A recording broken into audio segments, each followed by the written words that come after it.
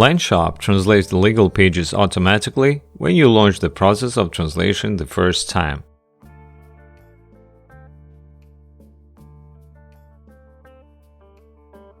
But you can also translate them later. For example, when you add a new language. To translate the legal pages, I need to go to the Settings section of the LangShop app and click Legal to open the legal page.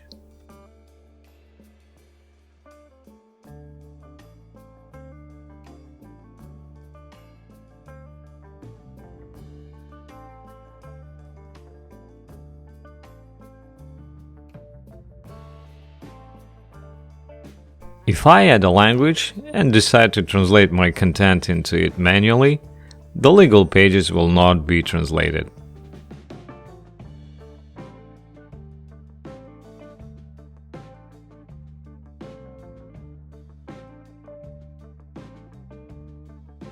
I choose a language from the tabs above the text section and click Auto Translate.